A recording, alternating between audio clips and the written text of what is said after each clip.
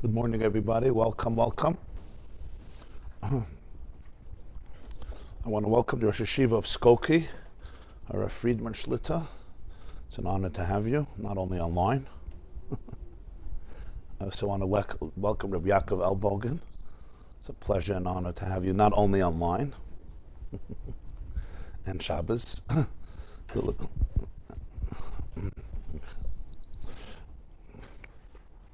And everybody else who's here. It's an honor to have you, including those who come always. It's an honor and pleasure to have you.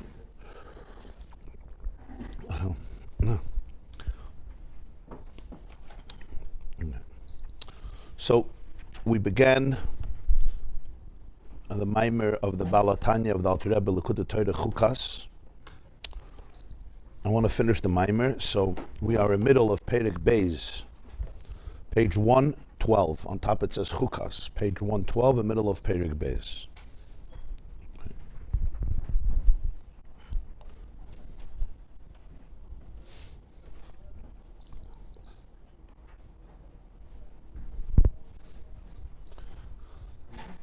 Today's class is dedicated graciously by Sarah Rosenblum in memory of her beloved parents, Ruth and Isaac Jacobs.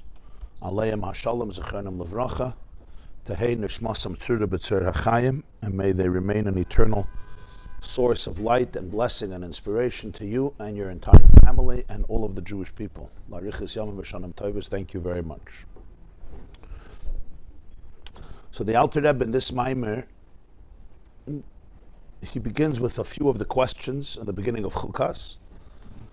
From there he goes into the whole theme of Ratzai and Shoiv, and the two motions, the two movements in a person's life, fire and water.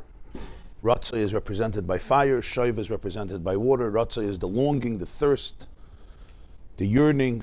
Shuv is the acceptance, the returning. Ratzai is the discomfort with what is. Shuv is the celebration of presence and the gift of presence. And he says that the whole Torah is about the rhythm of Ratzai and Shoiv, really every mitzvah and all of Torah. And each Ratzai produces a Shuv, and then the Shuv produces yet another Ratzai. And that's the idea of Miminoi Eish Das Lamai. Miminoi Eish Das Lamai. Moshe defines Torah both as water and as fire, coming from his right arm, Miminoi, which is connected with water, Eish Das, a religion of fire. But in each mitzvah, it's part of the rhythm of the mitzvah.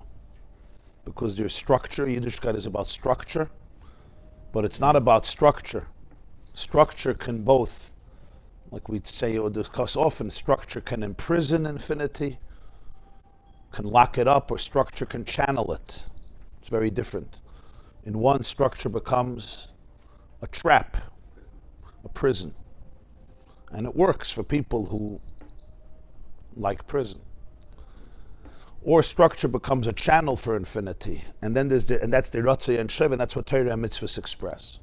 But specifically, there's one mitzvah that captures it more than any other, and he says that's the mitzvah of Para Aduma, where you had both the fire and the water, and essentially that made up the mitzvah.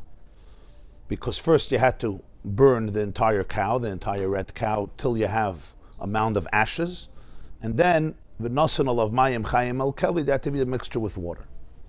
In order to explain all of this was Perek Aleph, a very brief summation. In chapter 2, he first begins discussing the idea of burning of the cow and the discussion of Ratzai. And he starts discussing the Zohar, that there's Pnei Shermei HaSmal, the face of the ox on the left, and the Parah is Kabilus Mismala. The Parah is what receives from Smal. He discusses two ways of giving, right and left. Yemid Mekarev is a small doicha. One represents a giving in which the relationship is at the center of the giving. In other words, it's not what you give, it's who's giving it. And then the small doicha is it's all about what's given, not who is given. When someone gives something to somebody they love, what they give is important, but it's not even as close and as significant as the fact that you're giving it. Yeah. Small doicha means that what you're giving is more important than who's giving it. And that already means that the relationship is eclipsed. Yeah. Everybody who's married knows that there could be a person who gives his wife a card that costs 35 cents. There could be somebody else who gave something that's maybe $13,000 or $25,000, and the first one was appreciated more. I'm not knocking big gifts. If you can afford it, you should give wonderful and beautiful gifts. But when the gift comes in lieu of a relationship, rather than extension of a relationship, the gift itself actually conceals the presence of the giver. This comes because in life, the divine flow comes as yamin and a smile. When it comes as yamin, that's kedusha. It's the connection that matters. When it comes as smile doiche, it's also giving. Usually the world teaches smile doiche, you push away. The Alter Rebbe says smile, you also give. It's also a give, but it's a giving in a way. It's almost like, here, just stay away from me, here, take it. You want more, I'll give you more, but just stay away from me. That's the pshat doiche. You're giving in a way of doiche. And that's what smile is. It's a very interesting taich. With the offer, which is what's the curse of the snake eating earth? Offer toichel kol yemei chayecha. It's a mazel. Best thing in the world. The only one who doesn't go hungry. In all the famines of history, the only one who doesn't go hungry is a snake. Everybody else needs certain types of foods, right? All the mammals, if there's no food, there's no food. It's a year of drought. Chas v'shalom. A snake is the only one who doesn't go hungry. So he says that's the tragedy of the snake. There's no relationship anymore. You don't need me. You don't need your creator anymore. There's no connection. There's no vulnerability. There's no humility. So in a way, it's the greatest curse. It's the curse of loneliness. It's the curse of detachment. I don't need you anymore. Technology created a situation that some people don't need anybody anymore. And everybody knows it's the biggest curse. The antithesis of addiction, we always say, is not sobriety, it's attachment. It's relationships. Lo tov yoisa adam levadai. The moment you have a delusion that you could be levadai, it's the worst. When I know that I'm lonely and there's a pain there, so I search, I long, there's a rotzi. The moment my loneliness suddenly becomes the most comfortable place in the world, and especially I have all the tools to be able to confirm it and consolidate it and say, oh, my loneliness is perfect. Now the levadai takes on a different toxic state, because now it has support. Now the loneliness can suddenly become a delusion for having company. Everybody understands what I'm talking about? Huh? Yeah, unfortunately we all understand this very well.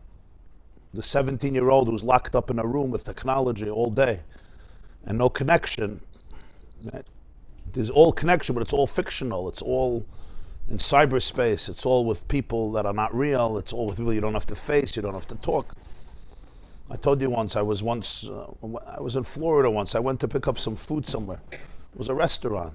So there was a family there. So there was a father and a mother and a son and a daughter sitting in a restaurant. It was looked like a fancy restaurant, and everybody was on their phone. Everybody was on their phone. So I joked. I said, the best thing would be if the father could text the mother, and then she'll probably answer him, or the other way around. If you want to get somebody's attention, don't talk to me, just text me. So that's all the concept of smile versus yamin. Giving from the left, it's also giving, but it's a way of doich. And he explains that's the whole idea of how the tzimtzum works, the concealment. And the para came to fix that. So you take the blood, you sprinkle it 7 times in front of the oil, towards the oil mayit, even though the pardon was done outside of the Beis HaMikdash. It was the one carbon. The Gemara says chatas kayer rachman. It's called the chatas, but it was done mechutz. It wasn't done inside like all the other karbanas. Usually, if you bring a carbon mechutz lamachana, it's called shchutei chutz. It's a very serious aveda. That's it.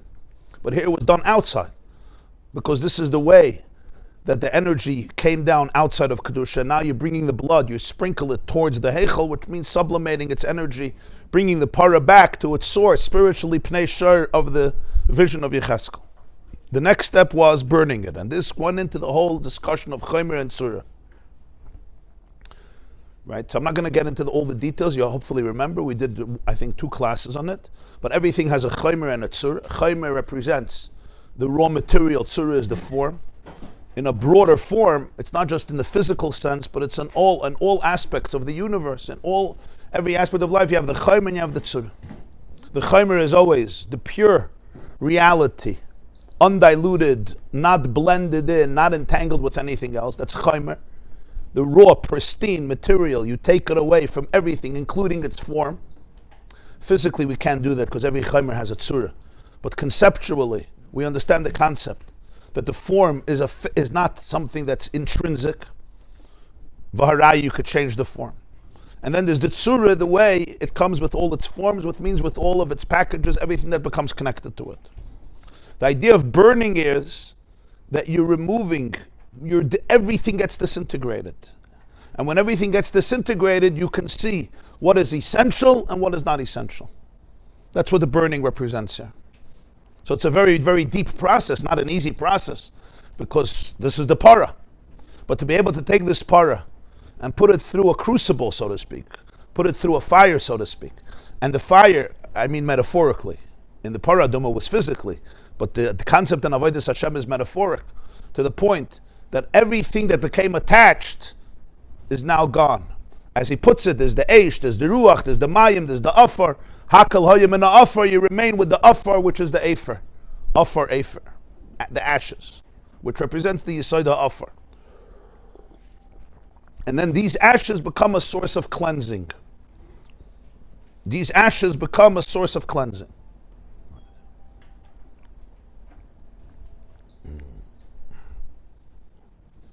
The way we relate to most things in life is with the Chaimer and already having the Tzura. It takes courage, it also takes wisdom, and takes humility to be able to disentangle the Chaimer from the Tzura.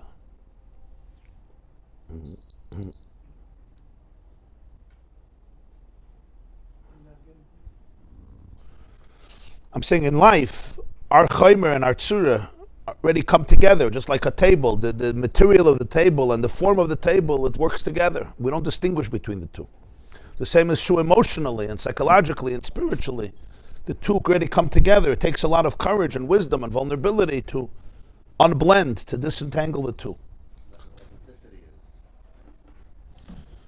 That's the true authenticity. Authenticity, emes, means to be able to see the Chaimer for what it is and the Tzura for what it is, and not to make them one chalent, because they're not.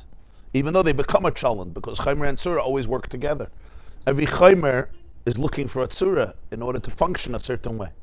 But I have to know what is intrinsic to the Chaimer and what has become the Tzura. And some Tzuras may be alien to the Chaimer in terms of its true essence. This becomes the Tzuras. I don't even know to distinguish between the two, but it's completely separate things. And it's true in every area in life. If somebody will ask you, is your life a blessing or chas v'shalom not? Or is this aspect of your life a blessing or is this aspect of your life negative? So people usually have answers based on how they perceive and how they feel. When you distinguish the Chaimer from the Baal Shem Tov used to say that redemption and poverty, redemption and exile are states of consciousness. The Gemara says in Maseches Nedarim, Ein ani ela b'deya, right? Poverty is a state of mind. Wealth is a state of mind. The Gemara didn't know that poverty and wealth has to do with money. The Baal Shem Tov used to say, Galus and Geula is a state of das. It's all in das. Galus is das, and it's a state of consciousness.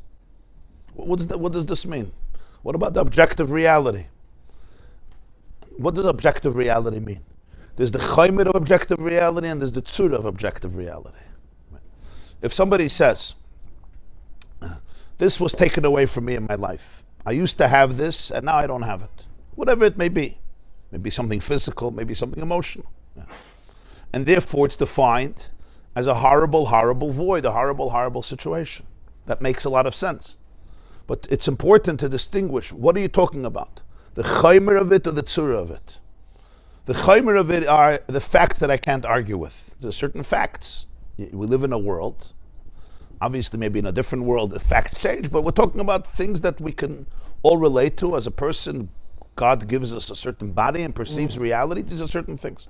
But the interpretation of it, the Tzura, that's the Tzura of it. That's what I'm translating here for. The interpretation. What does that mean? What's the conclusion of this? What is it telling you about yourself? That's usually a whole different parsha.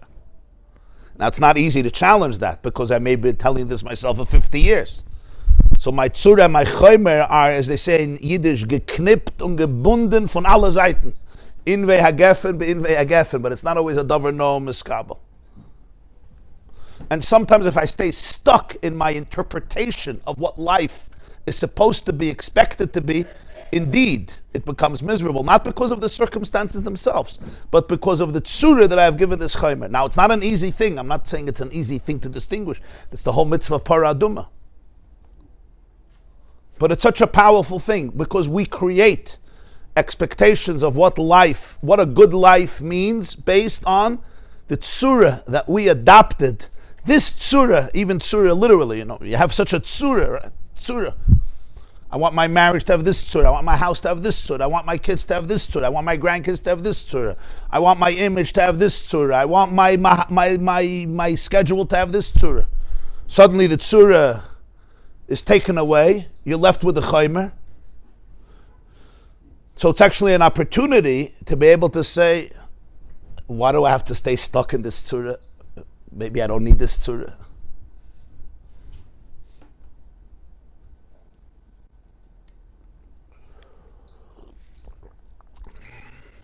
And that's when you can get to know who you are.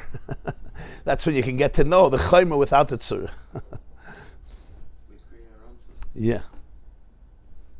We create our own tzura, and I have to ask myself, who is the source of this creation? Very often it's a lot of fear. It's a lot of fear that without this tzura, I'm worthless. In a very deep place. This is not, if you're hearing any of this as judgment, you're not hearing what I'm saying. In a very, very deep place. Without this, who am I? Who am I? What's left of me? Somebody says, this was taken from me. You say, okay. What else was taken? This was taken, this was taken, this was taken. And every time the person feels what was taken, their essence was taken.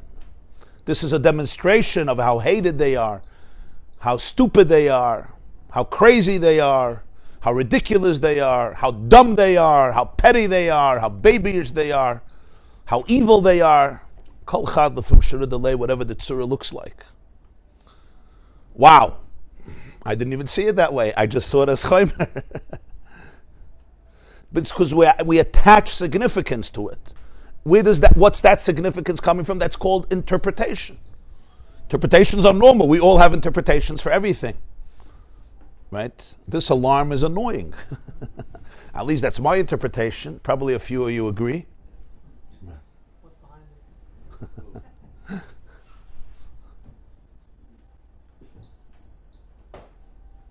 It says Rabbi Akiva would say, the Gemara says in Brokenness, the story with the rooster, right? He went with his students and they came to a city and they weren't allowed any hospitality. Nobody invited them, so they had to stay in the forest. And Rabbi Akiva had a candle because he wanted to learn, and the wind came and extinguished the flame.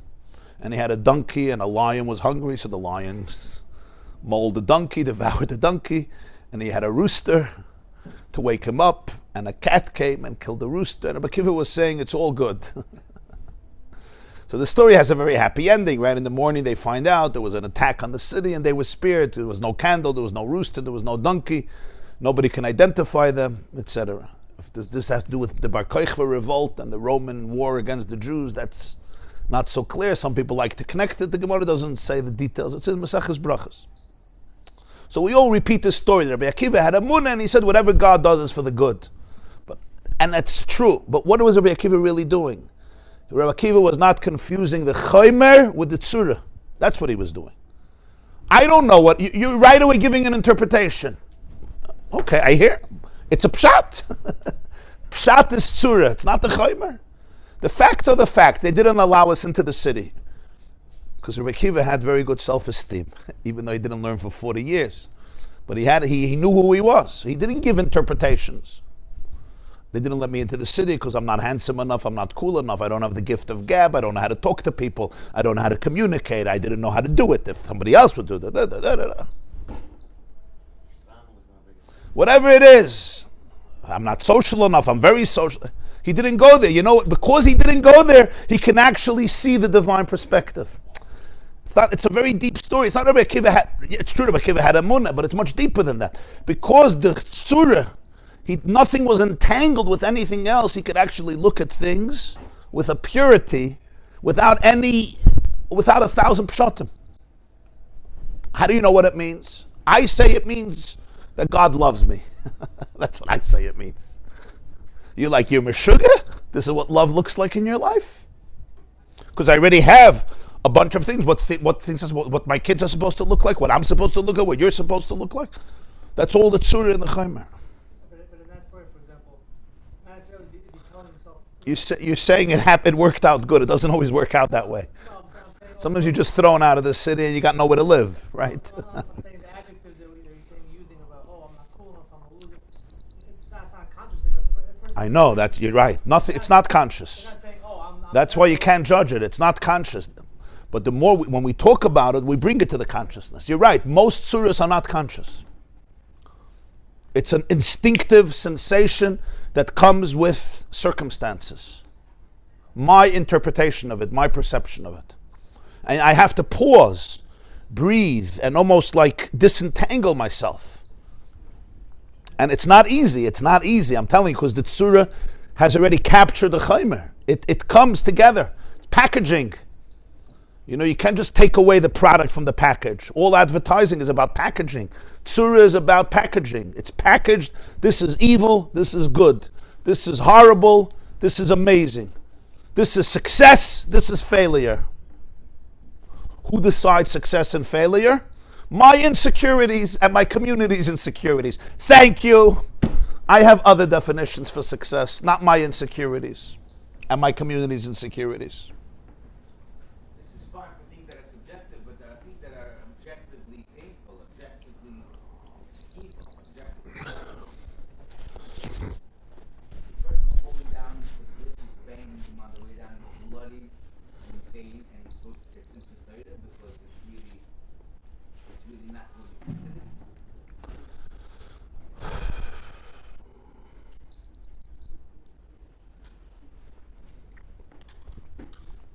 The question you're asked is a very deep question. This is all nice if it's a subjective interpretation. But if it's a fact on the ground, right? Somebody is falling off a cliff, chas v'shalom, and they're bleeding, whatever that means in a person's life, physically or emotionally. So, what, you're living in La La Land? It is what it is. Well, what are you going to argue? Yeah, if you wouldn't have a body and you would be living as an angel in paradise, fine. Maybe there's no cliffs over there. But in Olam Hazeh, there's a couple of cliffs, 2 or 3.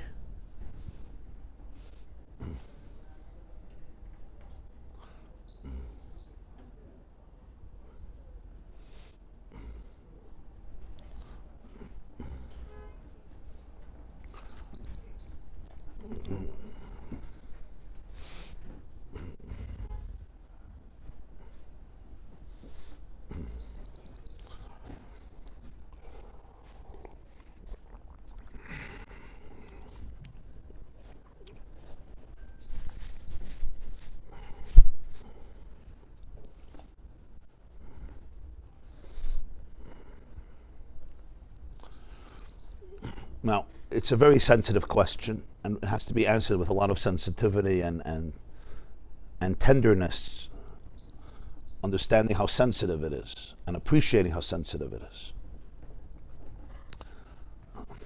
But I think even here there's a difference between Chaimer and Surah.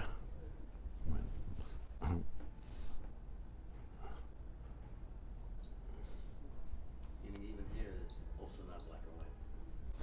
Yeah. There is the fact of what's happening, there's no question. There's the fact of what's happening.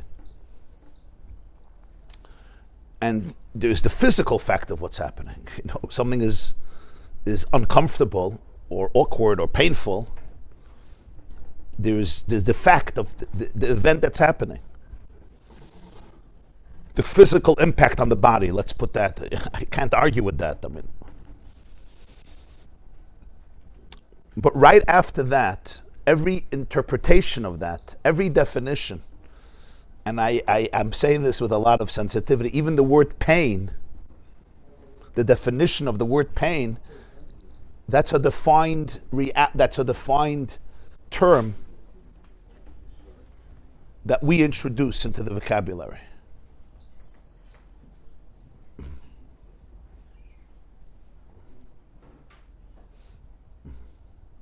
Even in an absolute situation.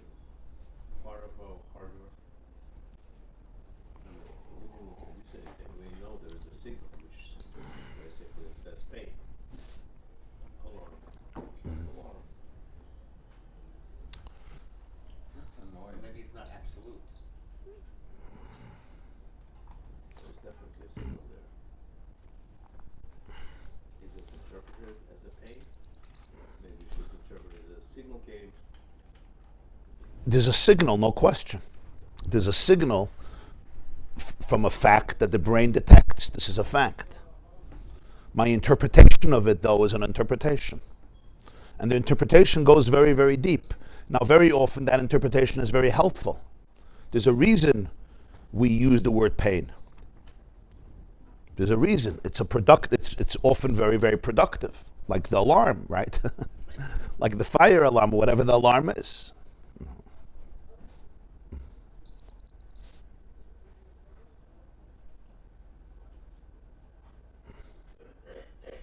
But even the word pain, I need a vocabulary. I need language. There's language. Wherever there's language, that language is pretty close to us. It's part of us. But wherever there's language, that's already tzura. Language is interpretation. Language is definition. Now, can I live without language? It's very hard to live without language. We're not asking to live without language, but where a person can open themselves up to know the difference between reality and the language of reality, that can be a blessing.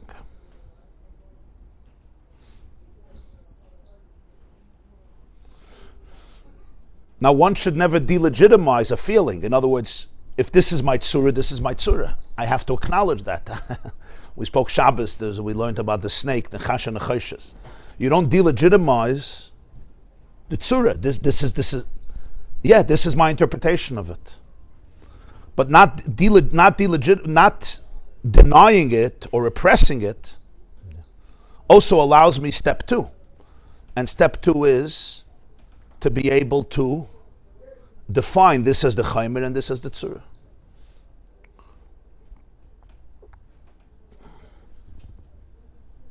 You have an awareness that your tzura is off. You have an awareness that this is the tzura. Yeah. And that it's off. Yeah. Yeah. What's the main part of the mind work that find out what's behind it? Oh. So this is true in every area. In every area in life, there's the tzura, there's the chaimer.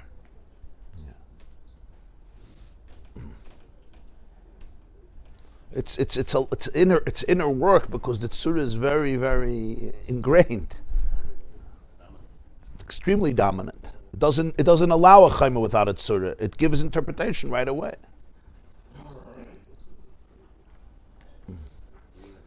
And you can't deny it. There's no mitzvah to deny it. I don't have a tzura. Of course I have a tzura. If I deny it, as we always say, the tzura will just be there stronger. It's by acknowledging it and empathizing with it and understanding what it is. And then I could say, but maybe there's another way of experiencing it.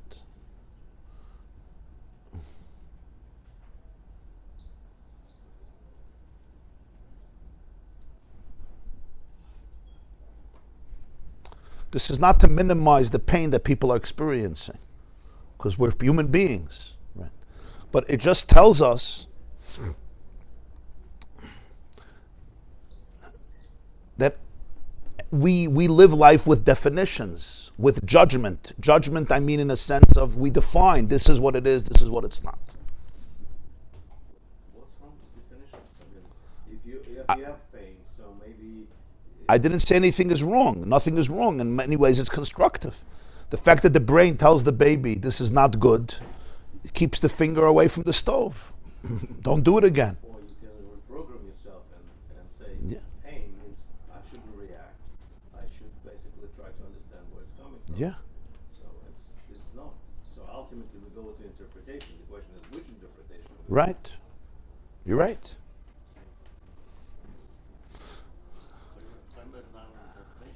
And that's why tzura is so important. That's why the Chaim has a tzura. Because the Chaim also needs to survive, and the tzura often, this is like a warning sign. Right.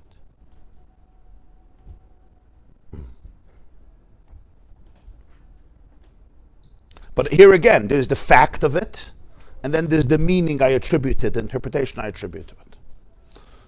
So how does this all relate here to the Nekuda of the Parah Aduma? That the same is true also when you discuss a person's animal consciousness. That was the main point. When you talk about a Nefesh HaBahamis, so the Nefesh HaBahamis is represented by the Parah, and the Nefesh HaBahamis is the source for all different types of emotions and triggers and personality traits and characteristics, because that's what the Nefesh HaBahamis is. Every animal has a personality. And this personality is unique to every Nefesh HaBahamis. And the personality comes with a lot of different emotions and instincts and inclinations and proclivities and triggers, as they call them in Hebrew, triggerim, or dachafim, push. Different things that push me. So this is what my para looks like. And usually you'll say, oh, these are terrible cravings, these are negative cravings, these are evil cravings, or these fears, or this anxiety, or this depression, or this laziness, or this sadness, or this arrogance, or this meekness, or this frailty, or this weakness, whatever it is in a person, represents all the negativity of this Nefesh HaBahamis. So the Alter Rebbe says, the first step is you have to know the difference between the Chaimer of the Nefesh HaBahamis and the Tzura of the Nefesh HaBahamis. Here too. You have to distinguish between what is intrinsic and what are the things that it has become entangled with. And the two are never the same. And here it becomes extremely important because here the Tzura can be completely destructive and create unnecessary havoc.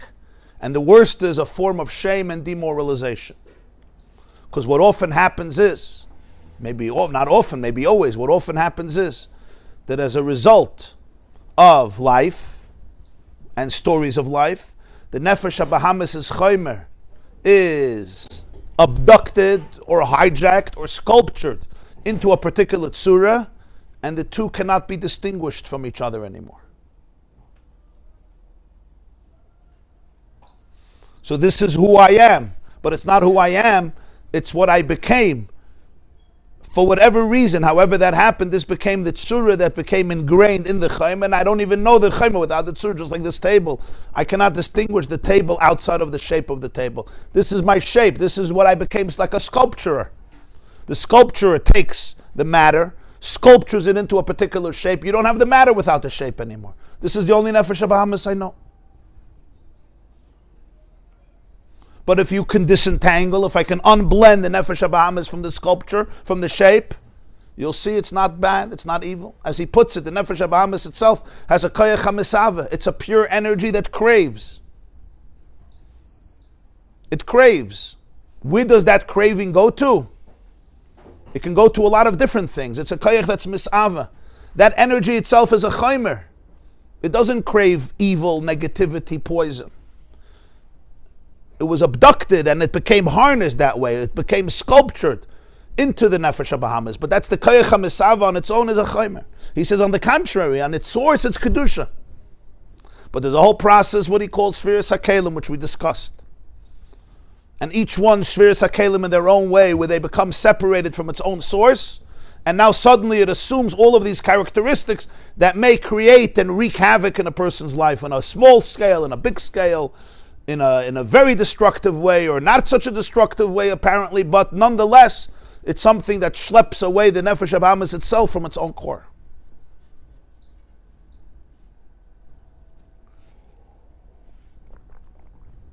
That was the Nekuda, right?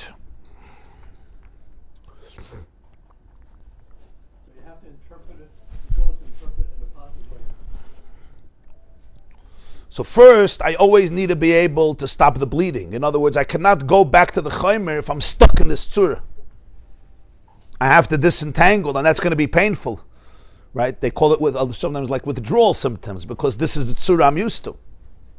But when I can put a brake, when I could put brakes on my car, so Maybe I don't have to go down that surah. Maybe I could challenge it. Maybe I could see, oh, this is ingrained in me, but it's not me. Maybe I could respond differently. Maybe I can ask myself, what just happened? I can be curious. What just happened to my animal soul that it's overwhelmed now by anxiety? Something happened. So this is what happened. I get it. I know this happened. Why did I respond this way to what happened? You say, because this is the reality, because this is what you saw. I understand. You know, somebody did something in my business. Somebody did something in my store. A client just called me and gave me a Misha Beirach. I just got a text from my mother-in-law, whatever it is. My sister-in-law, my wife, my husband, my son, my daughter. I just got this call. The IRS just sent in a message. I got 2 shluchim at the mail, at the door, that gave me a, absurd. Of course, what would you do?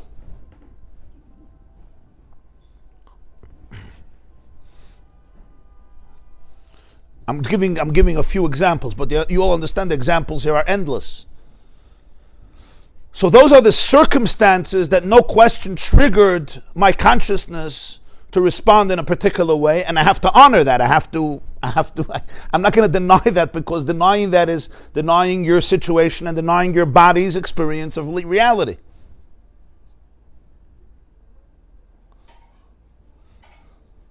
But the courage of the person, the ability of the person to be able then to pause and actually look at their nefesh habahamis in its purest sense and say, there is probably a reason why I went down that rabbit hole. There's something I'm hearing. There's something that this alarm is saying. There's something it's representing. And it's probably saying something that in my mind is very, very true. I'm actually not crazy. Right? That's what his point is. The point is the nefesh habahamis is a lot more normal than you think. And the fact that it became crazy may be the normalest thing that happened. It doesn't lie to you. It doesn't lie to get what it needs. Does it lie to you? Even if it's lying to you, there's a reason it's lying to you. It doesn't become a serial liar from nowhere. It has become. My parents grew up in Russia, so my mother told me that in Russia, one of the things you learned as a child is you always have to lie. Always. Not because you want to, because you want to survive. So she says, somebody can ask you the time. You'll lie about the time. I'm not saying all Russians lie. But programmed. It's a program. And the program, is it Stalin, the Communist Party, Medrash of Joseph Stalin, taught that honesty will kill you. So you just learn to lie about everything and everybody. So you program your brain, never say the truth. The first thing you lie. Then we'll figure it out, maybe. The first thing you lie, because the truth could kill you. I'm giving an example. Huh? Your kids.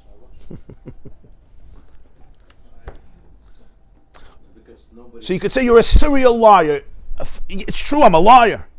Right? But people, there's people, every story they say is exaggerated. There's nothing you could believe that comes out of their mouth. Drama, exaggeration. Yeah. There's a I promise you there's a reason for it.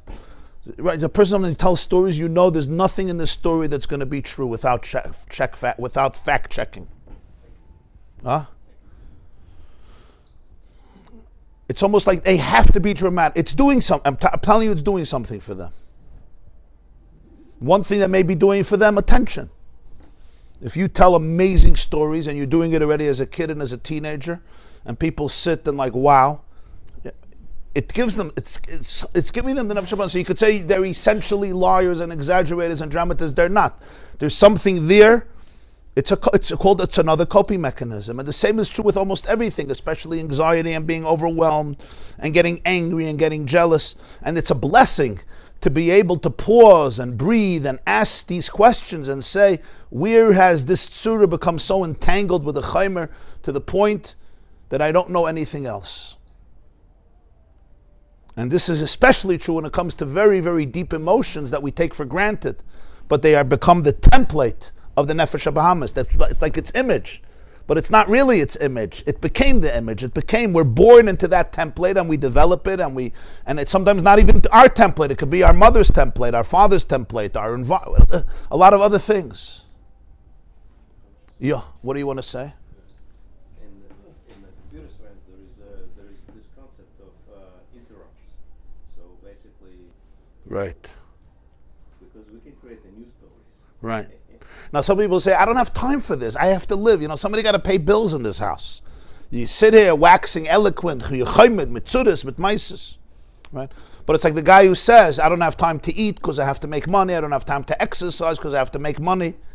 It's this type of self-awareness that allows you to live in a different place.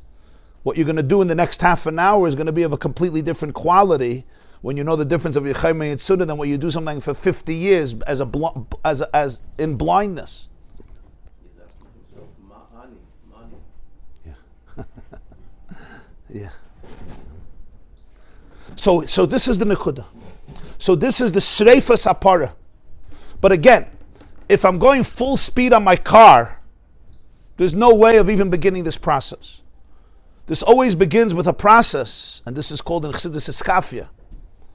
Means that I have to be able to stop the bleeding. I have to be able to stop the tsura in the tracks. If I'm just getting overwhelmed and that's it, and I follow that rabbit hole and I end up stuck in that pipe, I'm there. Get upset at yourself. And this happens. I just got overwhelmed and I got anxious and I screamed or I ran away or whatever I did in thoughts or words or actions.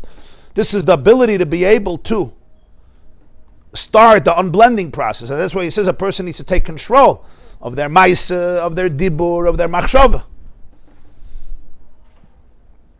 And this is the chiddush of this maimer, that even I may be involved in words and thoughts and actions.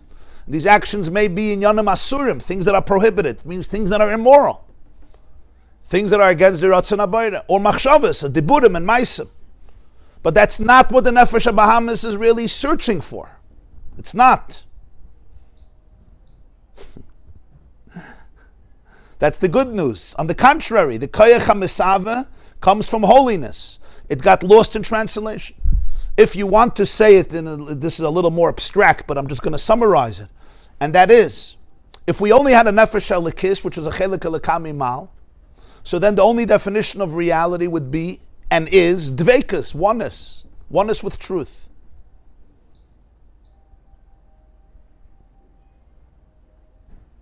And what would be the function of the animal soul in such a clear relationship? Just to contain and be a facilitator for the divine soul. You always say there's the hierarchy. There's Hashem, there's the divine soul, there's the animal soul, and there's the body. The animal soul and the body are the Beis HaMikdash for the Shechina. Beis HaMikdash is a very holy thing. You're not allowed to even smash one stone of the Beis HaMikdash. It's a lav. Lo yisasun kain. Even one stone you're not allowed to smash. The body and the animal soul are a Beis HaMikdash for the Shechina. But the function of the Beis HaMikdash is to channel the Shechina. That's it. It's a home for the Shechina. We need an animal soul. We need a body. Without an animal soul, I can't live. Who's responsible for my temperature? Who's responsible for my digestion? Who's responsible for my circulation? Who's responsible for my respiratory system? Who's responsible for this? The Nefesh HaBahamis. Ki Nefesh HaBasar B'dami. Ki Nefesh HaBasar B'dami. It's the soul that's in the blood, that lives in the blood. This is the life force in the human being, the bioelectrical force that allows everything to happen. Those electrical currents that make life are infused by the soul and the consciousness of the Nefesh HaBahamis. Essentially, it comes from holiness also.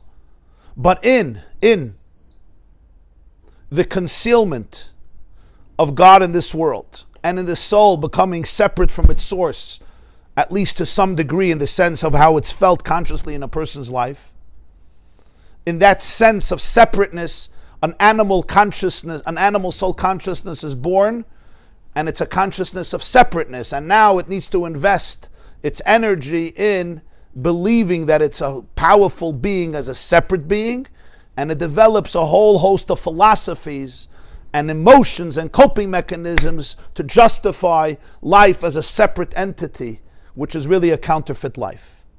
You understood what I just said? We need that challenge. Well, that's part of why we created. But my point is that, in other words, there's no separateness really. You're not lonely. You're not detached. You're not disconnected. You're just one. You're a facilitator of God's infinity at every single moment. But the Nefesh HaBahamis didn't get that memo. The Nefesh HaBahamis is born as the soul Nefesh HaLekis comes down here, and its true nature becomes somewhat concealed, becomes embodied. So now a new consciousness is born. And what's the consciousness that's born? It's a consciousness of separateness. And in the consciousness of separateness, what happens? I need to exist as a separate being. How can I exist as a separate being? There's no separate being. So it's called an ego. So I need an ego. I need to believe that I, Yosef Yitzchak Jacobson, exists. How am I going to do that? I need confirmation. So every time you could tell me that I exist, I know that I exist. Why do I need external confirmation? Because it's not true. Whatever is not true needs external confirmation. Whatever is true doesn't need anybody's confirmation. The Nefesh HaLekis never needs anybody's confirmation because it exists. Because it's a chelik elokam imal. It doesn't create a counterfeit existence. Whenever you create a counterfeit existence, you have to now invest it with personality and with resources. So we create this whole reality based on this. And it's not really what the Nefesh HaBahamis is at its core. At its core, it's holiness. It's part of Elikus. So now, the healthy, the most powerful thing a person could do is to distinguish between the Chaim and the Tzura. And as I said, there's two steps here. One is the ability to be able to pause my thoughts, my words, my actions. Even my thoughts. Every thought is carrying an emotion. Every thought is being fueled by awareness. That awareness is being fueled by a need. That awareness is being fueled by something. The machshava is simply the display of an energy. At the core of that energy, if you go deeper, that energy, there's an energy that's fueling this thought. If you take this energy back to its source, you'll see that it's not unholy.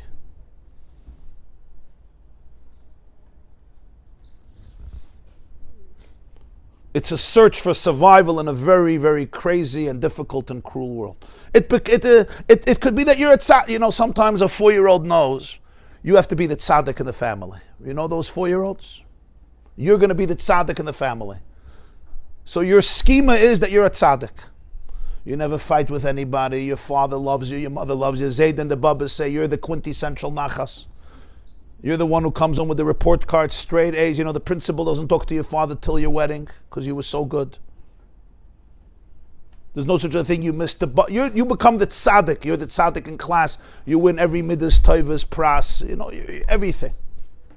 And it's the Torah gdula b'makam echad because you also know how to play baseball. So you have Torah gdula b'makam echad. So you're like the perfect child. Al-anar hazeh ispalolti. It's an endangered species, but every class has that perfect child. Torah gdula b'makam echad. Your midas, toivas, everything. It's beautiful. You can't go wrong when it comes to shidduchim. You get the best girl from Borough Park, whatever it is.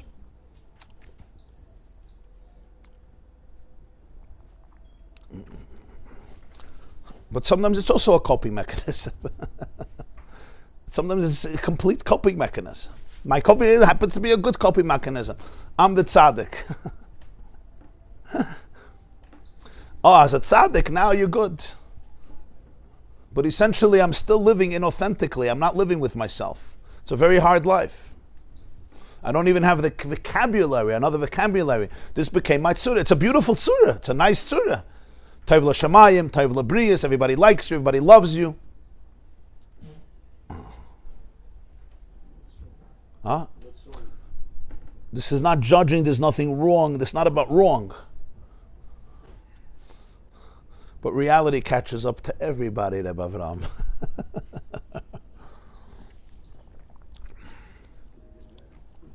It's not wrong if it's working for a person. But if you're talking about authenticity and you're talking about pnimius, there's a certain blockage. There's a certain language. There's certain places you can't go to. There's a certain deadness that sets in. And the reason a certain deadness that sets in is because much of my life is Survival. I learned how to survive by being the best. That guy still needs Gula. Sometimes that person needs more Gula. Because if I know that I'm in Gullus, I crave Gula. When I think my Gullus is Gula, then who needs Gula? I am Gula. Then their child comes. Spaghetti hits the fan. All the mechanisms of being the best tzaddik in the world suddenly is not working. So there's a tremendous amount of anger, denial, bargaining, and then a disintegration.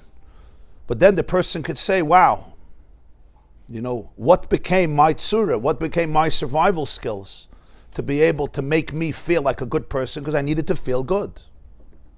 I understand the Nefesh HaBahamis needs to feel good. It needs to feel that it's alive, that it's safe, and that it's comfortable. And it will do a lot of things. So some people go to crazy addictions, and some people become tzaddikim.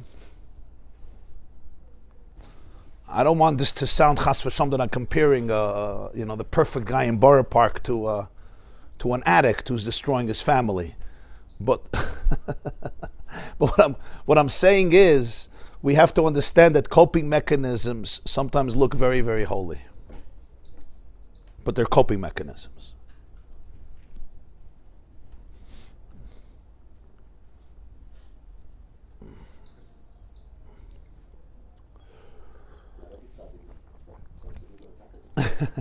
That's true. That's true. And somebody doing the right thing, that itself has infinite power and infinite, of course, and we have to recognize that always. But it's important to understand that sometimes, the Alter Rebbe once said, what do you think Esav walked around with, he said, mit grabe Hazen und Strick, you think he walked around, with this brute garments? Esav fliegt herumgehen mit a Streimel und a seidene Suppitze. Esav wore a silk kapotte with a Streimel. That's what Alter Rebbe once said. The Kotzker Rebbe once said, it says in Parshas Shlach, that the Meraglim, Yeshua, and Kalev karu bigdeim, they tore their clothes. So literally, they tore their own clothes as a sign of grief. The Kotzker Rebbe says, karu bigdeim, they tore the begadim of the other 10 spies. Because the other 10 spies had big streimlach, and they had huge silk kapotes with big, thick gartlach. Karu bigdeim, they tore their clothes. He says, say the truth. You're a bunch of troublemakers, bali machlekes, rabble rousers. Get rid of your begadim. What do you have to walk around with these garments? Tell us you're a bunch of gangsters. Karu bigdeim from the Menaglim. So that's physically, but the same is true also emotional clothes. Sometimes the clothes of a person can come across a certain way, but karu bigdeim, have to be able to, when you tear the clothes, there's a whole different story going on. And it may not even be conscious. Again, it's not necessarily that the person decided to do this. I became programmed, this is my program, this is how I get my validation, this is how I feel good about myself. But essentially, I'm still living in a world of survival, not in a world of complete connection and oneness. So he says, when a person can really look at all these things, and I could distinguish between the Chaimer and the Tzura, the person can have some control over their thoughts and words and actions. Then they can actually look at the Koyach HaMesava and see that the Koyach HaMesava is not negative at all. It's not evil, it's not bad. And not only that, it can go back to its source. And what is its source? Its source is really Avos Hashem. It really wants to love truth, which means it wants to love God. And that's Prat V'ahavtas Hashem Elokecha b'chol levavcha.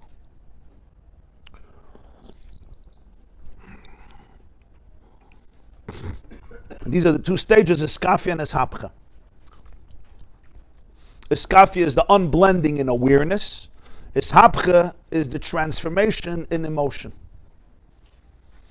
Iskafia means, not I repress, but I'm aware of how much entanglement there is, and I'm not going to go down that place. I'm not going to go there. So I'm having all these thoughts, and the thoughts are, of course, reality. But really, I could say, no, these thoughts are representing a certain energy, and I have to really know what this energy is about.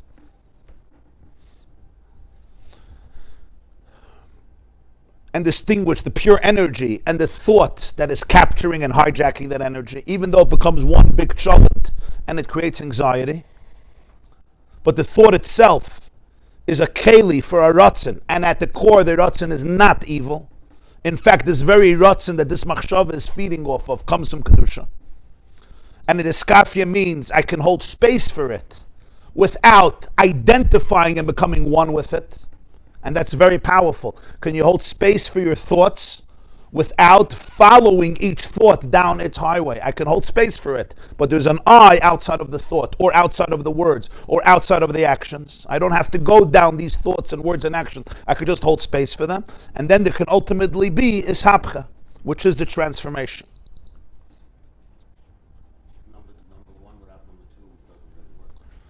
Number one is the prerequisite for number two. Iskafia is always the prerequisite for ishapcha. There's no ishapcha without iskafia. And real iskafia brings to some form of ishapcha. Right. Having awareness is the foundation of not taking it so seriously to the point that it has to take me over and there's nothing else. Iskafia is the empathetic awareness. Yeah, that what my thoughts are telling me right now don't capture the totality of my story. The words that I want to say now, even though I want to say them, yeah, may be reflecting a brokenness inside of me that I never dealt with. The actions that I'm about to do are actions that are alien to what I really, really need from my connection and my true existence. And therefore, I don't have to do them. But these thoughts are, no, I have to go down these thoughts.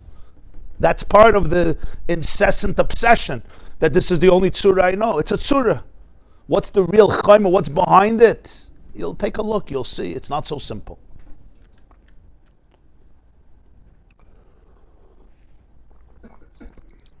It's very deep work, this, my friends. It's not easy work. But it's well worth it. There's no living without it. There's no relationships without it. There's no awareness without it. There's no dvekas without it. There's no happiness without this. All happiness without this is distractions. It's not happiness. There's no bliss without this. There's no internal real bliss without this. Because I'm always defending myself. Always. I just learned how to defend myself.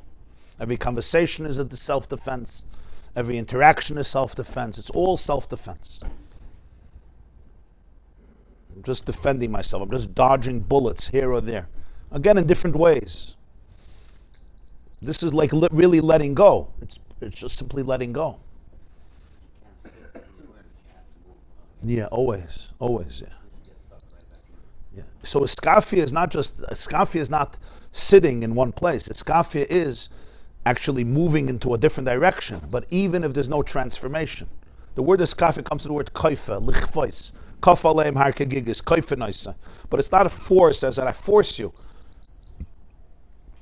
It's having the ability to appreciate what is going on and therefore making the right choice right now, even before there's transformation.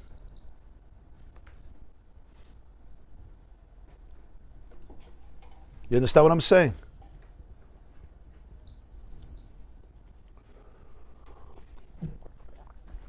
You could come home from a hard day at work, right? Your wife says something to you, or your kid says something to you, or you see something happening in the kitchen or the dining room, and you're very, very triggered emotionally. You're triggered. Maybe you're overwhelmed, you're anxious, you get angry, you want to scream, you want to give this person your wisdom and tell them how ungrateful they are, whatever it is.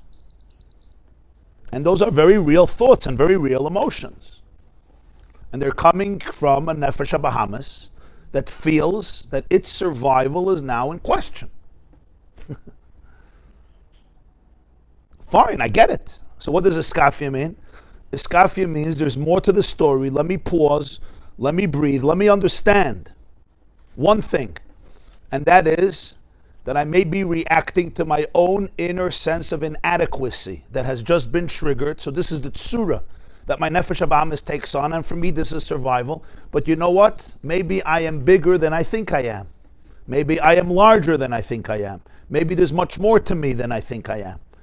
And therefore let me ask another question. Will the following outburst from my holy mouth create something for this child or for this marriage that I really want in 10, 20 years? Or not? Will what comes out of my mouth now be helpful for my relationship with my child, or distance me from my child, or my wife, or my husband, or whoever it is? Is this really what my soul wants, this type of breakdown in the relationship? And we all know what the answer is. So iskafia means, so be quiet.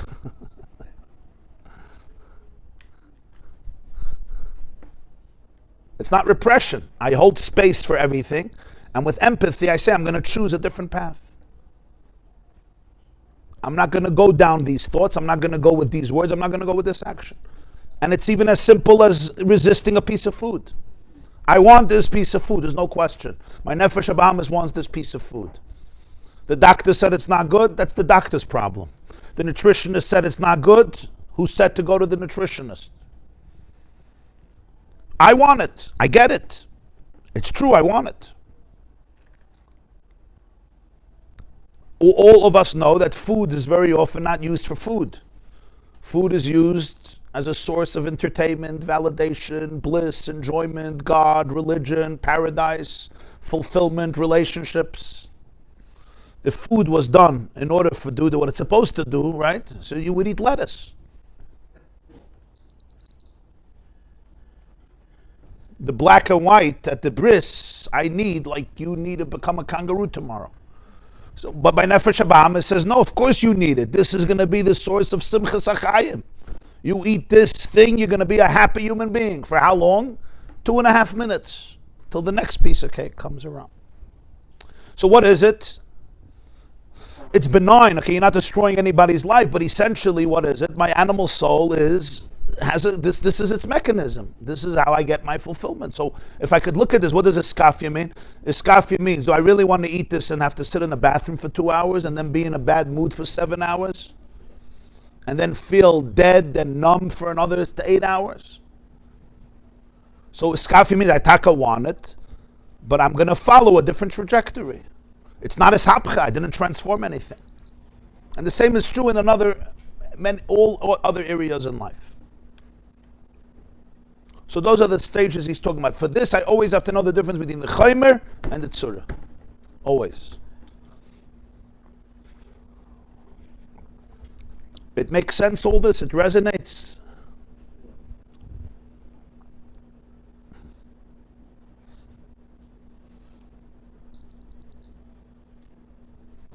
Now sometimes you're not in the mood of any of this. It's like, just leave me alone. Just leave me alone. I'm trying to live. You know what? That's also a coping mechanism. It's like, leave me alone. Stop. I'm not introspective. I'm not such a serious guy. You know? Machmenish meshiga. I'm not this type of person. I'm a happy-go-lucky. And you're disturbing me. This is overwhelming to me. This is causing a different type of anxiety. Just live and let live. I'm not interested. I'm just not interested in any of this. But saying that I'm not interested in any of this doesn't mean I'm not a victim of it. It just means I'm a victim of things unconsciously. So if I'm really liberated from it, fine, that's amazing. But if I'm not liberated from it, by just saying I'm not interested in it, it's not really liberating me from it, saying I'm not interested in it. It's fine, you're not interested. Yeah, just being apathetic and indifferent and I'm blah and I'm not interested. That's another mechanism of living. Person is blah. There's a reason I'm blah. There's a pain I don't want to face. Blah, I told you, blahness is a cover-up. I know I made up a word now. Blahness is a word? Blahness? I know blah, blah, blah, blah, blah. I didn't know it's a word, okay? It's called in Hebrew, the word adishut. Adishut means you're just like indifference. Indifference is also a very deep emotion. Sometimes the deepest emotions. When you meet this kid and you're like, how is life? They just shrug their shoulders. You interested in anything? No. I don't even have the koyach to say no. There's something going on. It's not a soul is interested. A person is alive. When the heart is not feeling anything, there's a reason it's not feeling anything. There's no trust, there's no safety, I can't come out. There's a reason I'm blah. There's a reason I'm not feeling anything. It's not safe. So we need empathy. We need a lot of empathy. The animal soul is going through something. It's threatened. It's threatened by life. If it doesn't feel, it's going to be safe. In its own mind, it's going to be safe.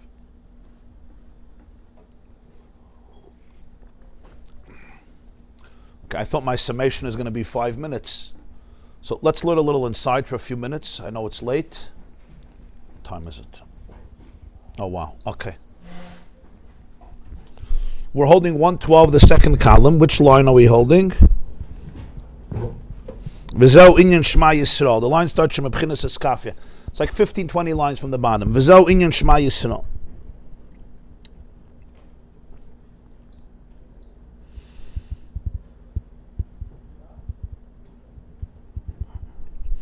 V'zeu inyan Shema Yisrael. Shem Ayin.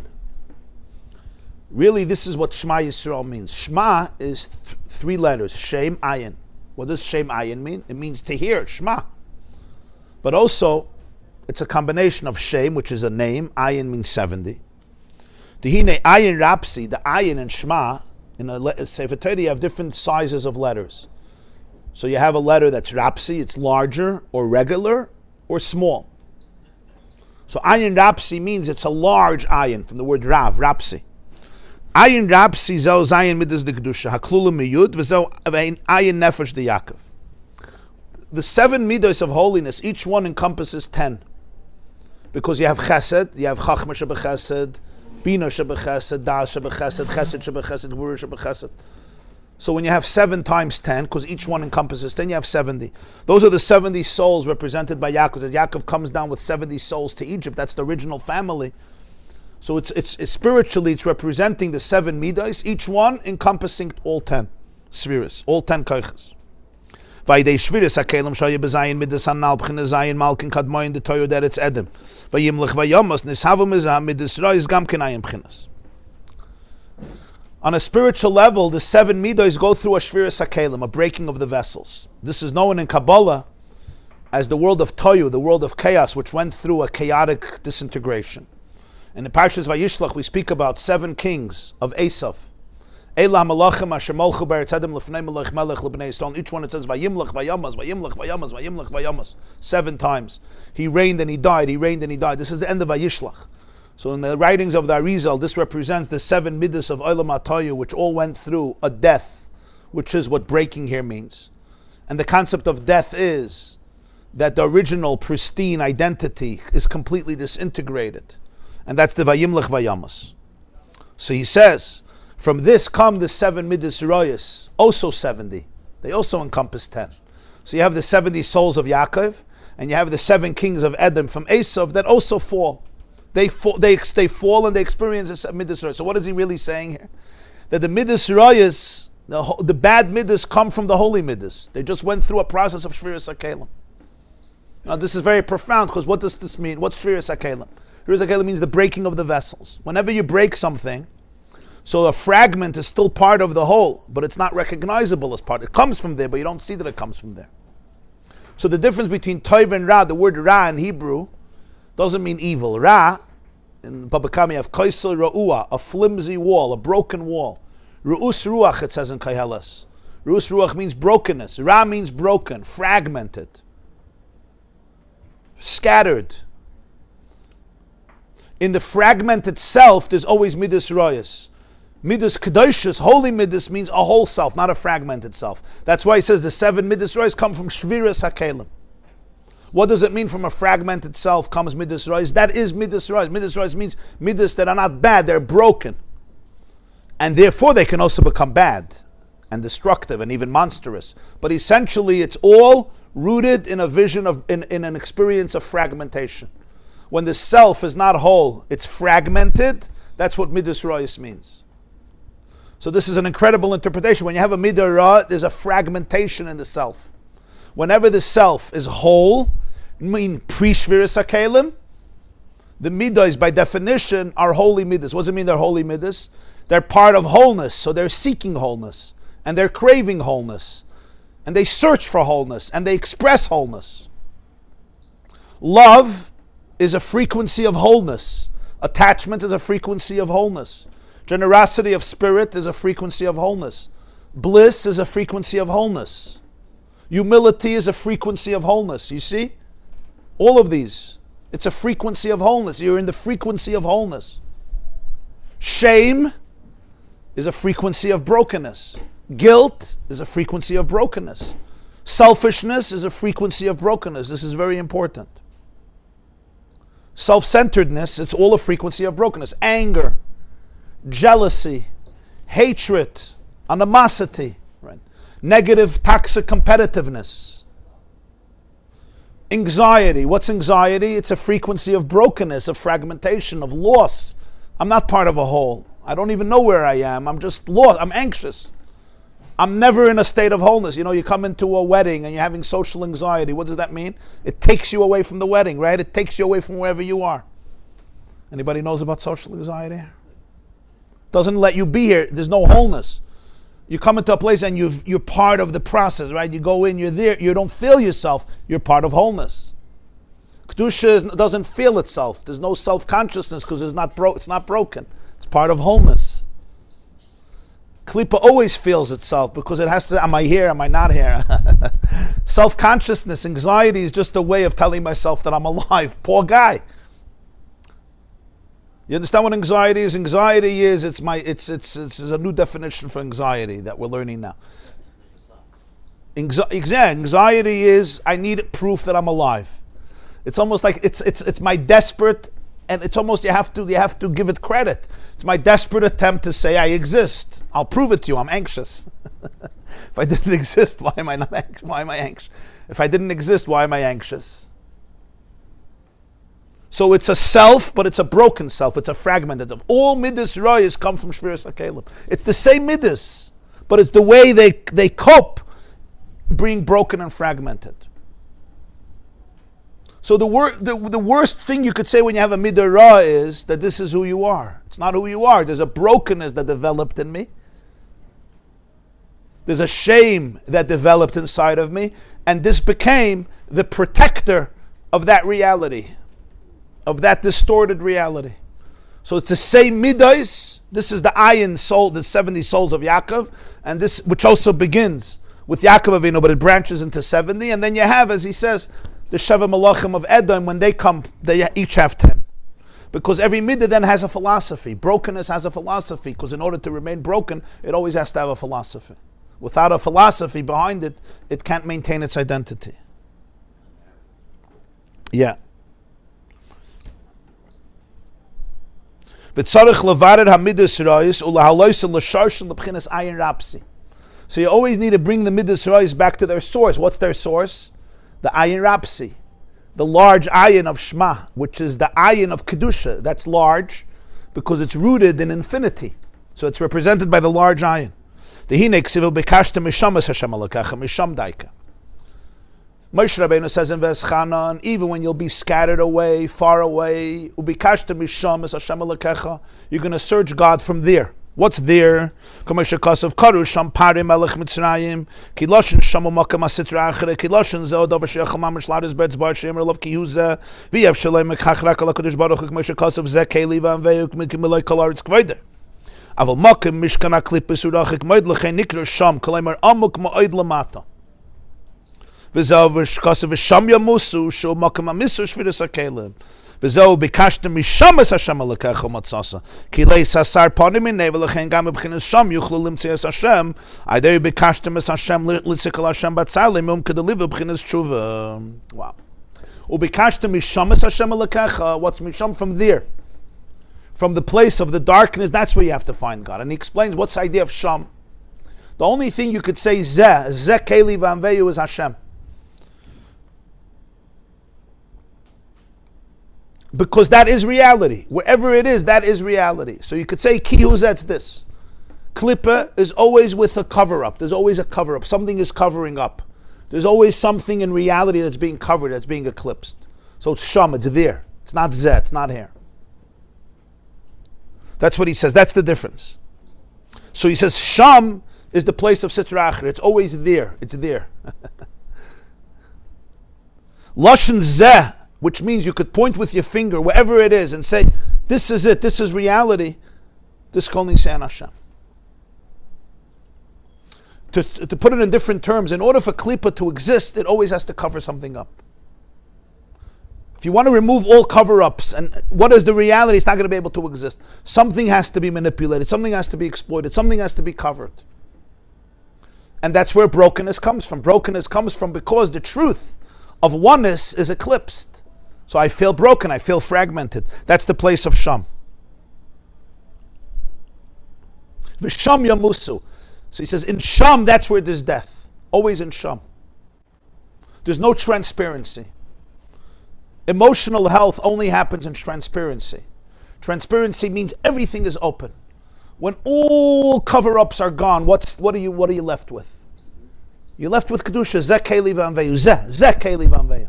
It's right here in everything. Klipa is always sham. It's like you're searching for something. You go here, go there, go there. A Drey cup is always sending you somewhere else. Nothing could be open. So that's the definition of klipa. Nothing is open. Because it always has to have a cover-up. There's always something that's not saying the full truth. That's why it exists. So, bikashta misham es Hashem alekecha. So, where do you think we're going to find God? He says, misham. Because there's no space devoid of Him. So, therefore, even in Sham, you'll be able to find Hashem. That's the Chiddush. In other words, wherever you go, even in Misham, over there, there's also a Zeh. The emes of the Sham is also Zeh. Even the Sham is also Zeh. If you take it apart, you'll find in the Sham, you'll find the Zeh. What shames you most, what you're most afraid of, if you'll take that apart, you'll find God there too. That's the whole Nakuda here. If you'll take apart the Tzura from the Chaimer, you're going to find that inside this craving, you're going to find Zeh. It's not Sham. It became Sham. But it's really Zeh. So you don't have to be afraid of yourself. Wow. Healing stuff. This is what all healing is. Go into the Sham, that embarrassing Sham. What is shame? Oh, I just realized shame is Sham. Very good. What's shame? I'm hiding. I'm ashamed. I'm ashamed. If you're going to see who I really am, you're never going to talk to me again. Well, what's all shame that people have? Right? The people say, if you really knew my story, you're not going to look at me again. And that's what we feel. So many people feel that today, especially. So we all come dressed up nicely. This one has this tie, this one has this tie, this one has no tie. But the point is, we're dressed up, we're camouflaged. Elikus never does that. It's there, right? It's right here. There's no shame. What you see is what you get. What you get is what you see, because there's no shame. I don't have to be embarrassed. I'm not embarrassed with reality. Reality is never ashamed. Shame is always because I have to somehow disconnect from reality. You understand what I'm saying? What is shame? I'm embarrassed with reality. And the reason I'm embarrassed is because I'm not in touch with reality. I'm in touch with my perception of reality, and it's extremely shameful. So shame is a terrible, terrible situation, because it's really complete denial of who you really are. I'm living in a place of sham, and hence shame. It's a great shidduch over there between sham and shame. I just realized it. I didn't think about it before. Same gematria, same words, more than gematria.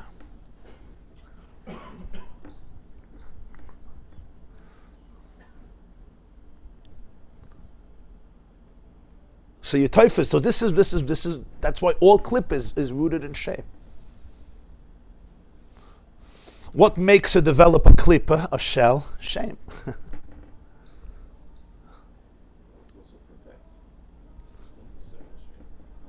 Right.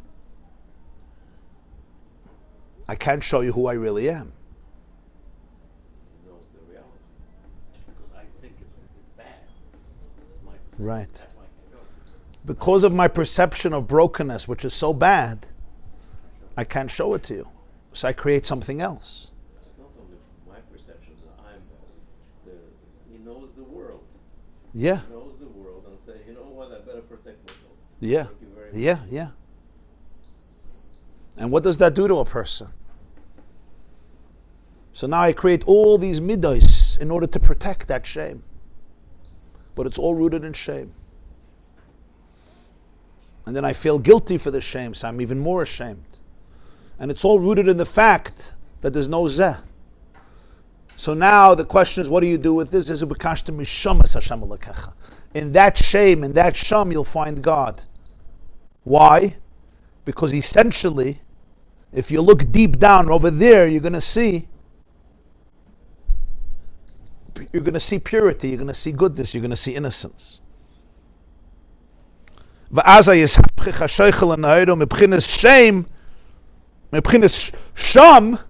nasa shame ayin shemis'ala achiyus l'sharsha. So from the shame, from the sham, you create shma. What's shma?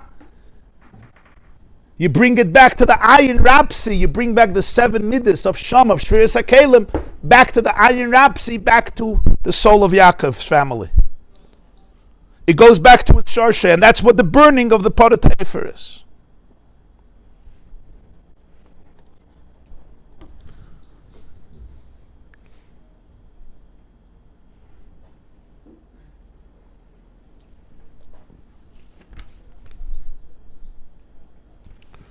Okay, we'll take a break here. Everybody have a beautiful day. Tomorrow morning we have a shir for the women, 9:30, and we'll continue Be'ezer Hashem Bli Neder Thursday.